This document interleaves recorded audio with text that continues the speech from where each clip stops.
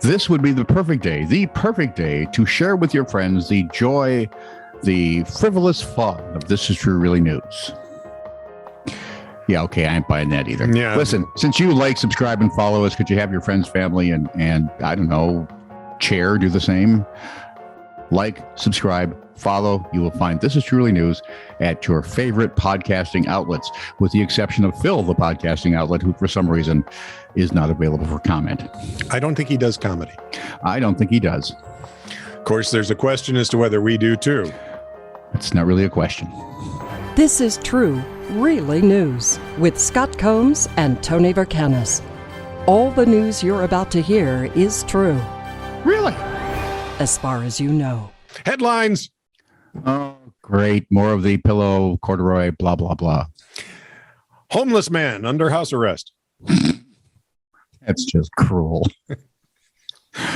Is he arrested under a house? Was that the... I think he's arrested under a bridge is what I think. Well, see, then he'd be under bridge arrest. Yeah, I guess. Escaped ostrich herd stampedes through Chinese city. I want to read that headline. I just want to see it. Yeah, right. Is there video?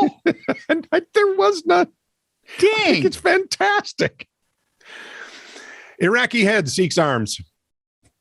Oh, is that like Ahmed, the dead terrorist? It might be. Something went wrong in jet crash, expert says.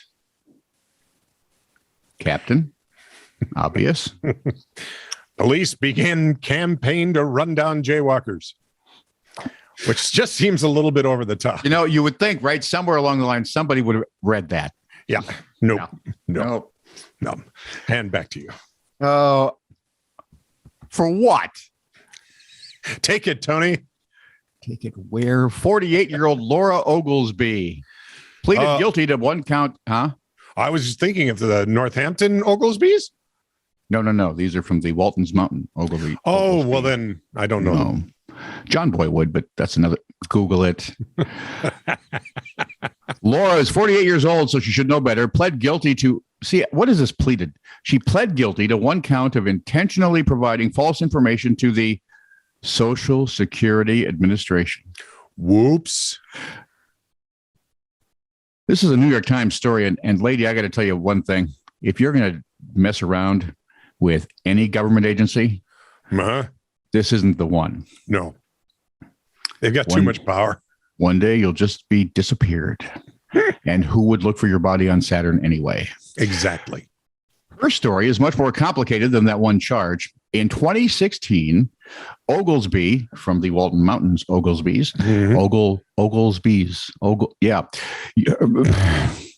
used her estranged daughter's identity to create another life for herself as Lauren Hayes, a 22-year-old college student in Mountain View, Missouri. So if she's 48 now, go back to 2016. Nope, that's still a stretch.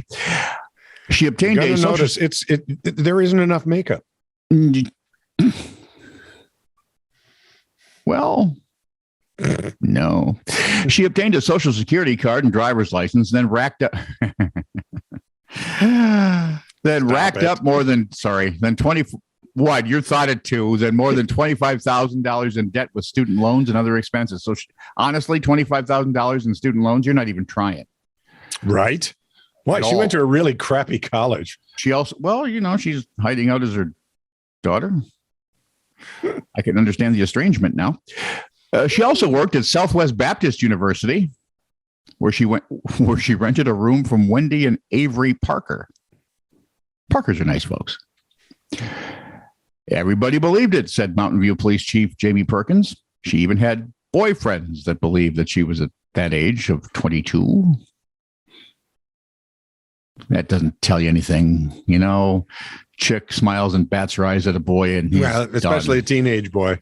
Yeah, they got sort of a permanent case of beer goggles. Teenage boy, yeah, teenage boy up to like 35. Oglesby may face up to 5 years in prison, and will have to pay restitution to SBU. Oh, and her daughter. Oh yes, I would think. Imagine her surprise. I'm doing what? Where? Okay. Say what now? Whatever. Wow. Thanks, Let's hope Mom. they don't put them in the same cell. There could be trouble. I've been watching shows where moms say, I just don't have that maternal instinct. Yeah. And this one. This is true. She does not have that maternal instinct. Pretty sure you're not supposed to use your children for fraud. Colin Craig Brown, I'm not convinced of that, but I'm pretty sure. Colin Craig Brown, a small farm owner from Hamilton, New Zealand, was weeding his garden the other day and found something odd. Weeds? At first, he thought it might be some kind of fungal growth. Oh, that's like a good fungus to keep you going. But after digging it out, scratching the surface and tasting it, he realized it was a giant potato that may have been growing there for a couple of years.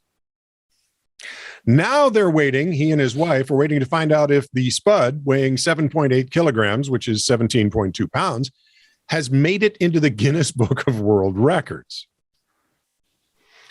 The current record has been held since 2011, and who can imagine that? By a potato from Shepton Mallet, Somerset, England, which weighed 4.98 kilograms or 10 pounds, 14 ounces. As you can imagine, the owners of Doug have been enjoying, they named him Doug. That leads me to another question. Yeah, they've been enjoying. How do we know he's a him? Right? They've been enjoying his bit of celebrity status. They built a cart to tow him around town, put a hat on him. We put him on Facebook, took him for a walk, gave him some sunshine. Raised him as one of their own. Long-term plan for Doug would be potato vodka. I'll drink to that. I'm still way, way back at the beginning of that story. You're in your garden. Yeah. You notice a strange fungal-like growth. Yeah. Here, let me lick it. Well, he scratched it, then he licked it. Well, then never mind. You see? I'm sorry, I forgot that very important, freaking stupid detail. Yeah. If you think it's a fungus, don't freaking taste it. Some of those things will kill you pretty quick. Hey, look, it's a doorknob. What would you do? I'll lick it. Now, can I lick this toilet seat? Yes, but that's for a whole nother video. Thankfully, a sign on Interstate 95 in Delaware directing drivers to a Wilmington exit was only temporary, but that didn't stop the very sharp commuters in Delaware from noticing it. Here we go. According to the Associated Press, the sign was missing an A in the avenue's name, Delaware. So it became Delaware. Transportation officials said it was made in a hurry in case the permanent sign didn't arrive in time for the opening of the exit, which had been under construction. Children, remember this always. There is always time for correct spelling. It doesn't take that long. What the hell is Delaware Avenue? I don't know, but I'm not going. That's from the Delawares and the Hamptons, right? Yeah, I don't like that. How did we suddenly become old Jewish men? I don't know, but get off my lawn. This is true, really news. Send email to TiTR@netradio.network.